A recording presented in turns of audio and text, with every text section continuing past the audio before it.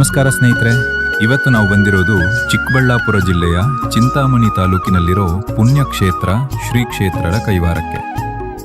ಈ ವರ್ಷದ ವಿಶೇಷ ಏನಂದ್ರೆ ಸದ್ಗುರು ಶ್ರೀ ಯೋಗಿನಾರಾಯಣ ತಾತಯ್ಯನವರ 300ನೇ ಜಯಂತ್ಯೋತ್ಸವ. ಇದರ ಪ್ರಯುಕ್ತ ಕೈವಾರದ ಯೋಗಿನಾರಾಯಣ ಮಿನಾರಾಯಣ ಮಠದಲ್ಲಿ ಜುಲೈ 27ರಿಂದ 29ರವರೆಗೆ ವಿಜೃಂಭಣೆಯ ಗುರುಪೂಜಾ ಮತ್ತು ಸಂಗೀತೋತ್ಸವ ನಡೀತಾ ಇದೆ. ಬನ್ನಿ, ಈ ದಿವ್ಯ ಮಹೋತ್ಸವದ ಅದ್ಭುತ ಕ್ಷಣಗಳನ್ನ ಇವತ್ತಿನ ವ್ಲಾಗ್ನಲ್ಲಿ ನೋಡೋಣ.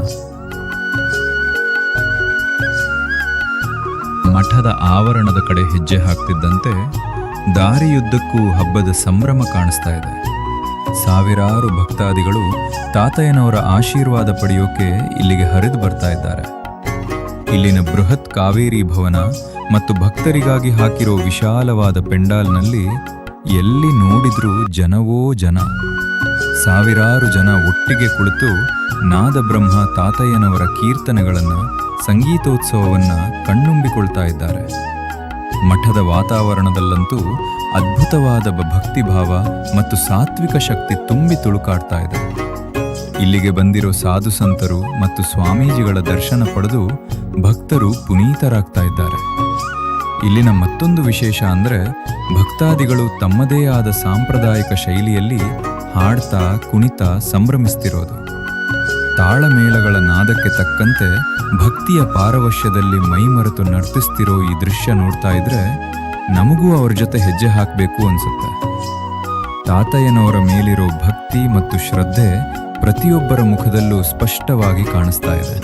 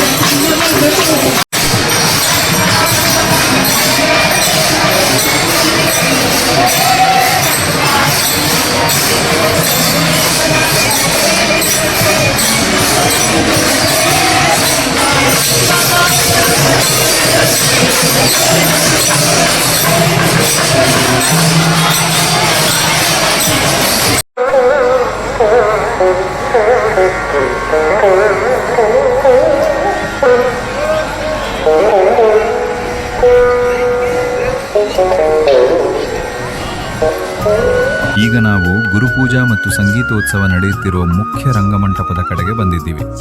ಒಳಗಡೆ ಸಂಗೀತ ಕಚೇರಿ ನಡೀತಾ ಇದೆ. ಈಗ ನಾವು ನಾದಬ್ರಹ್ಮ ಸಂಗೀತೋತ್ಸವ ನಡೀತಿರೋ ಬೃಹತ್ ಆಡಿಟೋರಿಯಂ ಒಳಗಡೆ ಇದ್ದೀವಿ. ವೇದಿಕೆಯಲ್ಲಿ ವಿದ್ವಾಂಸರು ಶಾಸ್ತ್ರೀಯ ಸಂಗೀತ ಕಚೇರಿ ನಡೆಸ್ಕೊಡ್ತಾ ಇದ್ದಾರೆ. ಕೆಳಗೆ 100 ಶ್ರೋತೃಗಳು ಮಂತ್ರಮುಗ್ಧರಾಗಿ ಆಲಿಸ್ತಾ ಇದ್ದಾರೆ.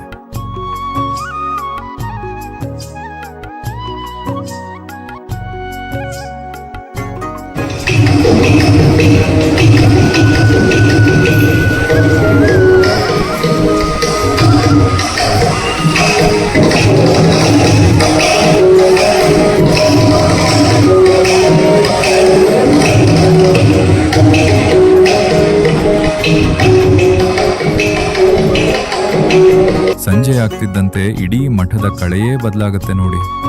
ಇಡೀ ಕ್ಷೇತ್ರದ ಗೋಪುರಗಳಿಗೆ, ಕಂಬಗಳಿಗೆ ಬಣ್ಣ ಬಣ್ಣದ LED ದೀಪಾಲಂಕಾರ ಮಾಡಿದ್ದು. ರಾತ್ರಿ ವೇಳೆಯಲ್ಲಿ ದೇವಸ್ಥಾನ ಜಗಮಗಿಸ್ತಾ ಇದೆ. ದೂರ ದೂರುಗಳಿಂದ ಬಂದಿರೋ ಸಾವಿರಾರು ಭಕ್ತಾದಿಗಳು ಮಠದ ಅಂಗಳದಲ್ಲಿ ಪ್ರೀತಿಯಿಂದ, ನೆಮ್ಮದಿಯಿಂದ ಕುಳಿತು ವಿಶ್ರಮಿಸ್ತಾ ಇರೋ ದೃಶ್ಯ ಇಲ್ಲಿದೆ. ದಾರಿಯುದ್ದಕ್ಕೂ ತಾತಯ್ಯನವರ ಪೂಜಾ ಸಾಮಗ್ರಿಗಳು ಮತ್ತು ಬಳೆಗಳ ಅಂಗಡಿಗಳಿವೆ. ಪ್ರತಿಯೊಬ್ಬರೂ ತಾತಯ್ಯನವರ ಪ್ರಸಾದವಾಗಿ ಗಾಜಿನ ಬಳೆಗಳನ್ನು, ನೆನಪಿನ ಕಾಣಿಕೆಗಳನ್ನು ತುಂಬ ಶ್ರದ್ಧೆಯಿಂದ ಖರೀದಿಸ್ತಾ ಇದ್ದಾರೆ.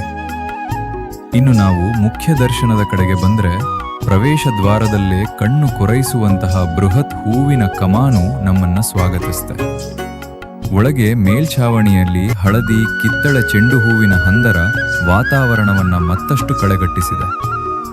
ಗರ್ಭಗುಡಿಯ ಒಳಗೆ ಬಂದಂತೆ ಛಾವಣಿಯ ಮಧ್ಯಭಾಗದಿಂದ 4 ಮೂಲೆಗಳಿಗೆ ಜೋಡಿಸಿರೋ ಬಣ್ಣ ಬಣ್ಣದ ಹೂವಿನ ಜುಮುಕಿ ನಿಜಕ್ಕೂ ಅದ್ಭುತವಾಗಿದೆ. ಸ್ವಯಂ ಸೇವಕರು ಭಕ್ತಾದಿಗಳಿಗೆ ಯಾವುದೇ ತೊಂದರೆಯಾಗದಂತೆ ಕ್ಯೂ ಸಿಸ್ಟಮ್ ಅನ್ನ ಅಚ್ಚುಕಟ್ಟಾಗಿ ನಡೆಸ್ತಾ ಇದ್ದಾರೆ. ಅಂತಿಮವಾಗಿ ಮಲ್ಲಿಗೆ, ಸುಗಂಧರ್ಧರಾಜ ಹಾಗೂ ನಾನಾ ಬಗೆಯ ಹೂವುಗಳಿಂದ, ಬಂಗಾರದ ಆಭರಣಗಳಿಂದ ಶೃಂಗಾರಗೊಂಡಿರೋ ಸದ್ಗುರು ಶ್ರೀ ಯೋಗಿನಾರಾಯಣ ತಾತಯ್ಯನವರ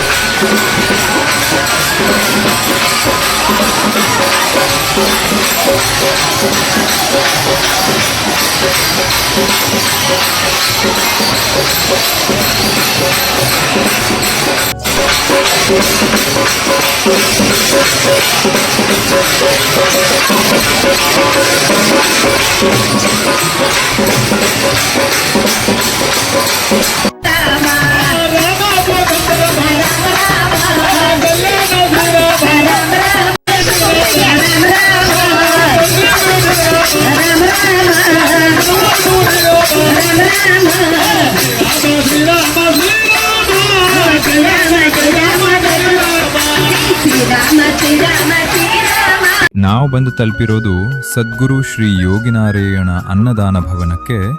ಹೊರಗಡೆಯಿಂದನೇ ನೋಡಿ ಈ ಬೃಹತ್ ಕಟ್ಟಡ ಎಷ್ಟು ಸುಂದರವಾಗಿ ವಿಶಾಲವಾಗಿ ಕಂಗೊಳಿಸ್ತಾ ಇದೆ.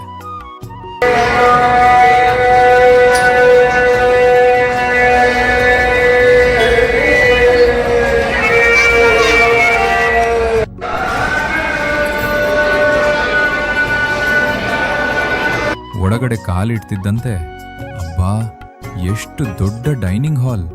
ಸಾಲು ಸಾಲಾಗಿ ಜೋಡಿಸಿರೋ ಸ್ಟೀಲ್ ಟೇಬಲ್ಗಳು, ಪ್ರತಿಯೊಂದು ಜಾಗದಲ್ಲೂ ಊಟಕ್ಕೆ ಬಡಿಸೋಕೆ ಪ್ಲೇಟ್ಗಳನ್ನು ಎಷ್ಟು ಅಚ್ಚುಕಟ್ಟಾಗಿ ರೆಡಿ ಮಾಡಿಟ್ಟಿದ್ದಾರೆ ನೋಡಿ. ಇಲ್ಲಿ ಪ್ರತಿಯೊಬ್ಬ ಭಕ್ತಾದಿಗೂ ಸಾಲಾಗಿ ಕುಳಿತುಕೊಳ್ಳಲು ಜಾಗ ಮಾಡಿಕೊಡಲಾಗುತ್ತೆ. ಮಠದ ಸ್ವಯಂ ಸೇವಕರು ಪ್ರತಿಯೊಂದು ಟೇಬಲ್ಗೂ ಪ್ಲೇಟ್ಗಳನ್ನು ಇಡ್ತಾ ಅನ್ನದಾನಕ್ಕೆ ಪೂರ್ತಿ ಸಿದ್ಧತೆ ಮಾಡಿಕೊಡ್ತಾ ಇದ್ದಾರೆ. ಜನರು ಕುಳಿತುಕೊಳ್ಳುತ್ತಿದ್ದಂತೆ ಬಿಸಿ ಬಿಸಿ ಅನ್ನ ಮತ್ತು ಸಾಂಬಾರನ್ನು ಟ್ರಾಲಿಗಳಲ್ಲಿ ತಂದು ಪ್ರೀತಿಯಿಂದ ಬಡಿಸೋಕೆ ಶುರು ಮಾಡ್ತಾರೆ. ಈ ಸೇವೆ ನೋಡುವುದೇ ಒಂದು ಅದ್ಭುತ ಅನುಭವ. ಸಾವಿರಾರು ಭಕ್ತಾದಿಗಳು ಒಂದೇ ಕಡೆ ಸಾಲಾಗಿ ಕುಳಿತು ತಾತಯ್ಯನವರ ಪವಿತ್ರ ಪ್ರಸಾದವನ್ನ ಸ್ವೀಕರಿಸ್ತಾ ಇದ್ದಾರೆ. ಇಲ್ಲಿ ಎಲ್ಲರೂ ಒಂದೇ ಅನ್ನೋ ಭಾವನೆ ಮೂಡುತ್ತೆ.